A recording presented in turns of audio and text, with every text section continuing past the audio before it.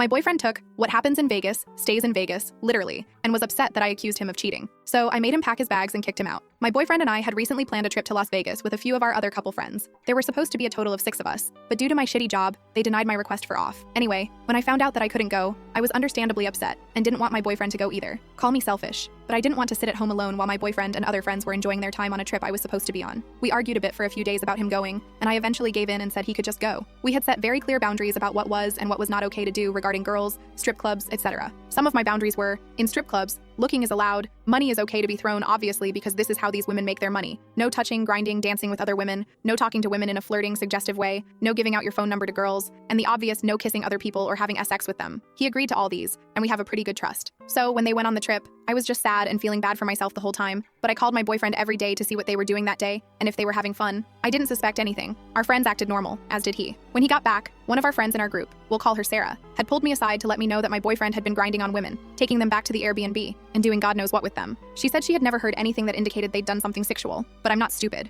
and I think she was trying to make the situation seem less severe. I freaked out immediately and confronted my boyfriend, who adamantly denied everything as I had expected. I called the rest of our friend group behind his back to confirm, and every single one of them had said the same thing. Almost every night he would get pissed drunk and bring home a girl, sometimes two, and bring them to his bedroom and shut the door. None of them admitted to hearing anything sexual either. Again, I'm not sure if I believe them. I have no proof, but a gut feeling in my stomach tells me something further than just hanging out or cuddling happened. Regardless, I confronted my boyfriend, saying I was fed up with him lying to me. He kept denying it until he eventually fessed up and admitted everything, but seemed genuinely confused as to why I was mad, stating that what happens in Vegas stays in Vegas. I stood there with the most shocked face. I explained that we set these boundaries for a reason, and that saying is just a saying and should not be taken literally, especially if you're in a relationship. We've been going back and forth for almost 2 days over this. I know he's not stupid. He is literally studying to be a clinical psychologist. I just cannot wrap my head around that he genuinely believes in that saying and thinks it's a pass for his actions. I started contemplating whether he was manipulating or gaslighting me. If he is, I think it's working. I don't know what to believe. What should I do if he genuinely believes that phrase holds any meaning? Should I leave him or try to work it out? This whole situation is turning me off from him. It feels childish, like a child trying so hard to convince their parents that they didn't know something they absolutely did know. In both scenarios, whether he genuinely believed that was a thing or that he was just using it as an excuse, I'm extremely turned off. I want to work it out with him because we have been together for 3 years. I don't want to throw 3 years away because of something that happened on a vacation, but I'm just so torn right now. Update. It is over. Absolutely. It was 7 a.m., and I woke him up, telling him he needed to get his belongings together as I no longer felt comfortable living under his roof. We split the rent, but my name is on the lease. I pay all the utilities, internet, etc., so I will have no problem being able to afford this apartment on my own, but he is already trying to start problems about moving out. Some more, I seriously didn't know, and I love you. If I wanted them, I would have stayed there. Bullshit. I already know that's bullshit because I constantly have people clowning me for not making him pay anything, so I know not many people would go to the lengths that I try to ensure he's taken care of. He's a full-time college student at a private university, doing an internship at the moment, so I sure hope he can find somewhere to live and a way to survive without living off his girlfriend.